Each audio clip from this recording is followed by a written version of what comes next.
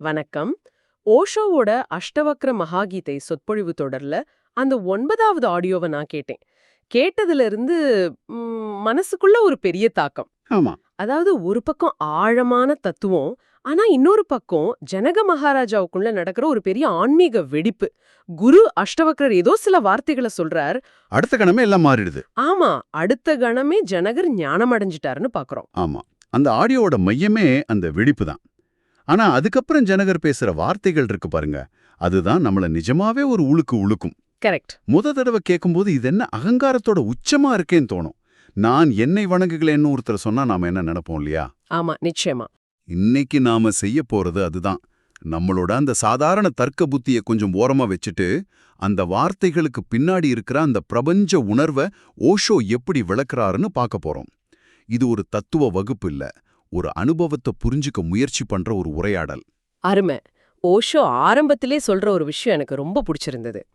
மதம்ங்கிறது சிந்திக்கிற விஷயம் இல்ல, அது ஒரு அனுபவம்னு சொல்றாரு. ஆமா. ஒரு மதுவோட சுவைய அத பத்தி 1000 புத்தகம் படிச்சாலும் தெரிஞ்சுக்க முடியாது, ஒரு சொட்டு குடிச்சாதான் தெரியும். மதம் அந்த மது மாதிரிங்கிறது ரொம்ப ஆழமான ஒரு ஒப்பீடு. மிகச் சரியான புள்ளி. அந்த மதுவோட உதாரணம் ரொம்ப முக்கியமானது. ஏன்னா தத்துவம்ங்கிறது மதுவை பத்தின புத்தகம். ஆமா. மதம்ங்கிறது அந்த மதுவே தான். நாம புத்தகத்தை படிச்சுட்டே போதை அடைஞ்சிட்டதா நினைச்சுக்கிறோம். இங்கதான் எல்லா பிரச்சனையும் ஆரம்பிக்குது. நம்ம சின்ன புத்தியை வச்சுக்கிட்டு பெரிய ஞானிகளோட வார்த்தைகளுக்கு அர்த்தம் கொடுக்க முயற்சி பண்றோம். இதுக்குதான் முல்லா நஸ்ருதீன் கதைகளை சொல்றாரு இல்லையா? ஆமா, எப்பவும் போல. அந்த துணி கடைக்கு போற கதை எனக்கு ரொம்ப பிடிச்சிருந்தது. ஒரு துணியோட விலைய கேக்குறாரு. கடைக்காரர் 1 மீட்டருக்கு 5 ரூபான்னு சொல்றார். உடனே முல்லா 4 ரூபாய்க்கு தரியான்னு கேக்குறார். அதுக்கு கடைக்காரர் கொஞ்சம் எரிச்சலா, ஐயா 4.5 ரூபாய்க்கு தான் என் வீட்டிலேயே கிடைக்கும்னு சொல்றார். உடனே முல்லா என்ன சொல்றார் தெரியுமா? அப்படியா, சரி உங்க வீட்டு விலாசத்தை கொடுங்க, நான் அங்கேயே வந்து வாங்கிக்கிறேன்னாராம். அதேதான். இதுல இருக்கிற நகைச்சுவையை தாண்டி ஒரு ஆழமான விஷயம் இருக்கு. நாம எல்லாத்தையும் நம்மளோட தர்க்கத்துக்குள்ள அடக்க பாக்குறோம். வீட்டு விலைனா அது வாடகைன்னு நமக்கு தெரியும், ஆனா முல்லாவுக்கு அது தெரியல. மிகச்சரி. இன்னொரு கதையில ராத்திரி குடிச்சிட்டு வீட்டுக்கு வரார். மனைவி கண்டுபிடிச்சிடக் கூடாதுன்னு ஒரு சூட்கேஸை திறந்து முன்னாடி வச்சுக்கிட்டு ரொம்ப பக்தியா குரான் படிக்கிற மாதிரி உட்கார்ந்திருக்காரு. ஆமா. நாமளும் சாஸ்திரங்களை படிக்கும்போது இப்படிதானே பண்றோம். நம்மளோட சொந்த அர்த்தங்களை, சொந்த விருப்புகளை அதுக்குள்ள புகுத்தி நாம புரிஞ்சுக்கிட்டதுதான் சரின்னு நினைச்சுக்கிறோம். 100க்கு 100 உண்மை. நம்ம சூட்கேஸை தான் நம்ம சாஸ்திரம்னு நினைச்சுக்கிறோம். நம்மளோட கருத்துக்களை, முன்முடிவுகளை ஓஷோ சூட்கேஸ்னு சொல்றார். அந்த சூட்கேஸை மூடி வச்சுட்டு திறந்த மனதோட கேட்டாதான் உண்மையான அர்த்தம் வெளிப்படும். அப்படி நம்ம முல்லா புத்தியோட பார்த்தா ஜனகர் அடுத்து சொல்ற விஷயம் சுத்த அகங்காரமா இல்லையா தெரியும்? சொல்லுங்க. ஞானம் கிடைச்சதும் அவர் சொல்ற முதல் வார்த்தை அஹோ அகம் நமோமயம். அதாவது ஆஹா ஆச்சரியம், நான் என்னை வணங்குகிறேன் சொல்றார். இதை எப்படி புரிஞ்சுக்கிறது? இது ஆணவத்தோட உச்சம் இல்லையா? நிச்சயமா அப்படி தோணும். இதுதான் இந்த உரையின் மையப்புள்ளி. ஓஷோ சொல்றாரு, இங்க ஜனகர் சொல்ற நான் நம்மளோட தனிப்பட்ட உடலோட சம்பந்தப்பட்ட அகங்காரம் நிறைஞ்ச நான் கிடையாது. ஓ. அந்த சின்ன நான் முற்றிலுமா அழிஞ்சு போனதுக்கு அப்புறம் மிச்சம் இருக்கிற அந்த பிரபஞ்ச உணர்வு, அந்த பிரபஞ்ச நான் தான் அப்படி சொல்லுது. ஒரு நிமிஷம். கீதையில கிருஷ்ணர் என்னிடம் சரணடைன்னு சொல்றது ஒரு உச்சபட்ச நிலைன்னு நான் நினைச்சிட்டு இருந்தேன். அதையே புரிஞ்சுக்க கஷ்டமா இருக்கும்போது அதை விட ஜனகரோட நிலை எப்படி ஒரு படி மேலே இருக்க முடியும்? ரொம்ப நல்ல கேள்வி. நிறைய பேருக்கு இந்த சந்தேகம் வரும். ஓஷோ இத ரொம்ப அழகா விளக்குறார். கிருஷ்ணர் என்னிடம் சரணடைன்னு அர்ஜுனன் கிட்ட சொல்றார். ஆமா. அங்கே 2 பேர் இருக்காங்க. சரணடைய சொல்ற கிருஷ்ணர், சரணடைய வேண்டிய அர்ஜுனன். அது ஒரு துவைத நிலை. 2 இருக்கு. ஆனா ஜனகர் அடைஞ்ச நிலையில 2வது ஆளே கிடையாது. வணங்குறவரும் அவரே, வணங்கப்படுறவரும் அவரே. அங்க சரணடையறதுக்கு வேற யாரும் இல்ல. அதனாலதான் அது அத்வைத்தத்தோட உச்சம் சொல்றார். அப்போ அது ஒரு முழுமையான ஒன்றி போன நிலை. அதேதான். ராமகிருஷ்ணர் வாழ்க்கையில நடந்த ஒரு சம்பவத்தை ஓஷோ இதுக்கு உதாரணமா சொல்றாரு. ஒரு ஓவியர் ராமகிருஷ்ணரோட படத்தை வரைஞ்சு கொண்டு வந்து காட்டுறாரு. அத பார்த்ததும் ராமகிருஷ்ணர் நேரா அந்த படத்தோட கால்ல விழுந்து வணங்க ஆரம்பிச்சுட்டாரு. சீடர்களுக்கு ஒரே அதிர்ச்சி. ஆமா, தான் படத்துக்கேவா?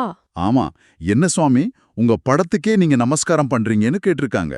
அதுக்கு அவரு, நான் இந்த உருவத்தை வணங்கல, இந்த ஓவியர் படம் வரையும் போது நான் எந்த சமாதி நிலையில இருந்தனோ அந்த நிலையை வணங்குறேன்னாராம். ஜனகரோட நிலையும் அதுதான். இந்த நிலை ரொம்ப ஆழமா இருக்கு.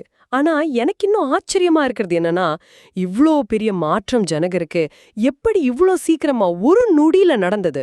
அதுதான் நம்பவே முடியல. அது எப்படி சாத்தியம்? இதுதான் சத்சங்கத்தோட மகிமை.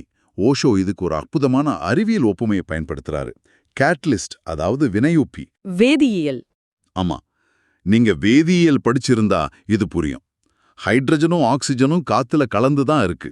ஆனா அது தானா தண்ணியா மாறாது. ஆமா, அதுக்கு ஒரு தூண்டுதல் வேணும். ஒரு மின்சார பொறி மாதிரி. மிகச்சரியா சொன்னீங்க. அந்த மின்சார பொறி பட்ட உடனே ஹைட்ரஜனும் ஆக்சிஜனும் சேர்ந்து நீரா மாறிடும். ஆனா ஒரு முக்கியமான விஷயம் என்னன்னா, அந்த மின்சார நீரோட ஒரு பகுதியா மாறாது. அது சும்மா அந்த மாற்றத்தை தூண்டி விட்டுட்டு ஒதுங்கிக்கும். அந்ததான் அஷ்டவக்கரரோட இருப்பு ஜனகருக்கு அந்த மின்சார பொறி மாதிரி வேலை செஞ்சது. ஓ, அப்போ அஷ்டவக்ரர் ஜனகருக்கு எதையும் கொடுக்கல. ஜனகருக்குள்ள ஏற்கனவே இருந்த ஞானத்தை அவர் சும்மா தட்டி எழுப்பி விட்டார், அப்படிதானே? பெர்ஃபெக்ட். இதுக்கு ஓஷோ இன்னும் சக்தி வாய்ந்த ஒரு ஓமைய சொல்றாரு. சொல்லுங்க.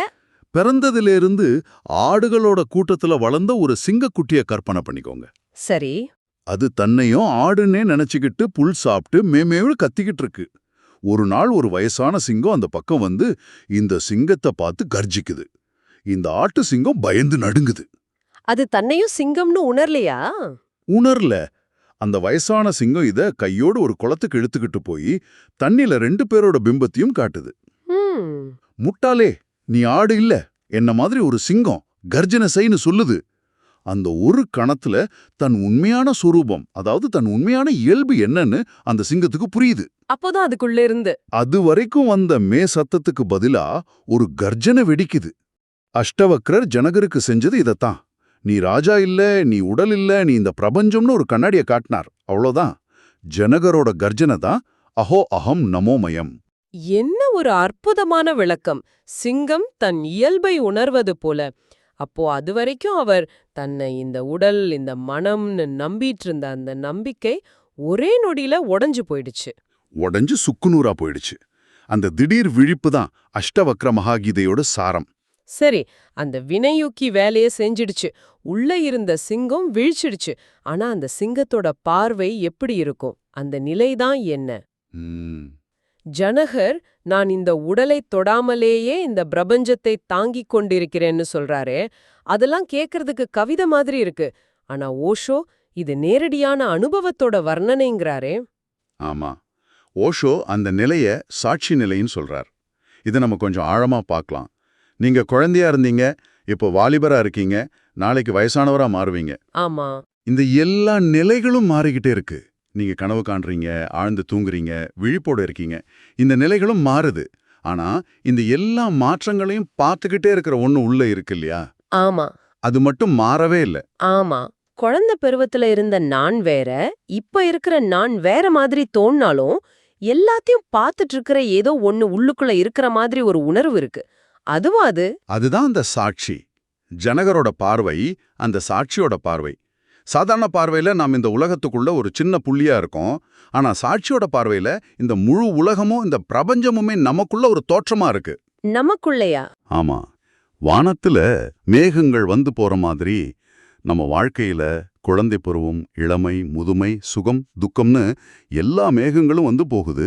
ஆனா அந்த சாட்சியாகிய வானம் எப்பவும் அப்படியே தான் இருக்கு. அதனால தான் ஜனகர் சொல்றார், இந்த பிரபஞ்சம் எனக்குள்ளதான் இருக்கு, நான் இதை தாங்கிட்டு இருக்கேன்னு.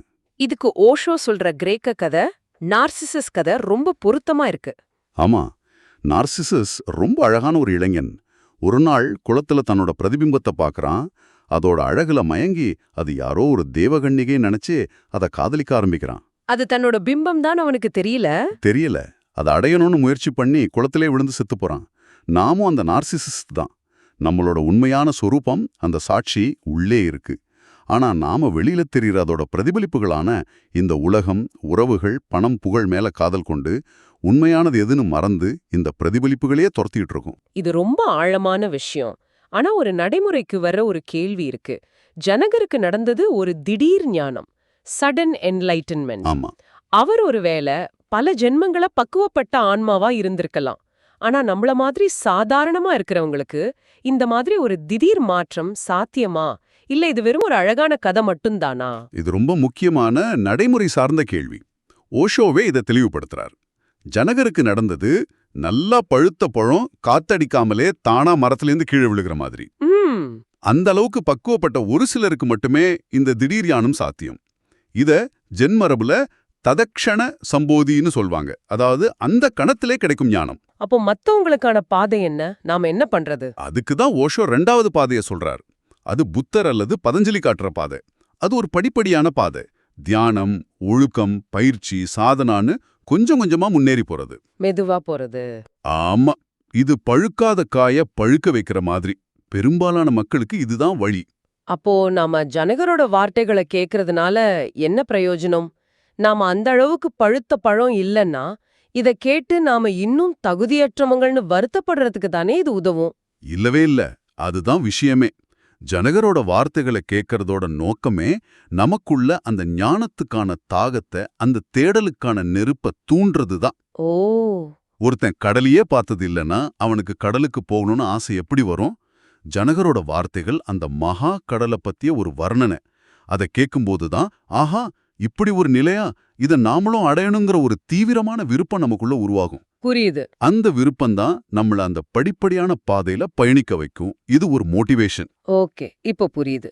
ஆக இந்த உரையாடல்ல இருந்து நாம எடுத்துக்க வேண்டிய முக்கியமான விஷயம் என்னன்னா, நாம ஜனகர் மாதிரி பேச ஆரம்பிக்க கூடாது. கூடாது. ஆனா அப்படி ஒரு உச்சபட்ச சாத்தியம் நமக்குள்ளேயே இருக்குன்னு புரிஞ்சுக்கணும். நாம தேடுற புதையல் வெளியில இல்ல, நமக்குள்ளதான் இருக்குங்கிறதான மையச் செய்தி. மிகச்சரியா தொகுத்து சொன்னீங்க. இந்த உரையாடலோட சாராம்சம் இதுதான். உண்மையான புரிதலுக்கு நம்ம அறிவோட தர்க்கங்களை, நம்ம சூட்கேஸை கொஞ்சம் மூடி வச்சுட்டு முழுமையான கவனத்தோட ஒரு குழந்தையின் ஆர்வத்தோட கேட்கணும். ம் ஜனகர் விவரிக்கிற நிலைகள் அகங்காரத்தோட வெளிப்பாடுகள் இல்ல.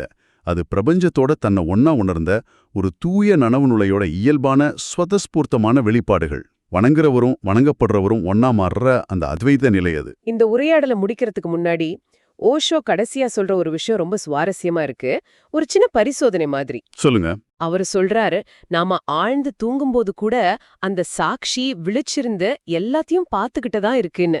அதனால அடுத்த முறை நீங்க காலையில கண் விழிக்கிறப்போ மனசுக்குள்ள எண்ணங்கள் ஓட ஆரம்பிக்கிறதுக்கு முன்னாடி இருக்கிற அந்த முதல் சில கணங்கள்ல ராத்திரி முழுக்க விழிச்சிருந்த அந்த அமைதியான சாட்சிய உங்களால கவனிக்க முடியுதான்னு முயற்சி செஞ்சு பாருங்க. ஒருவேளை அந்த அமைதியில ஒரு பெரிய ரகசியத்துக்கான சாவி கிடைக்கலாம்.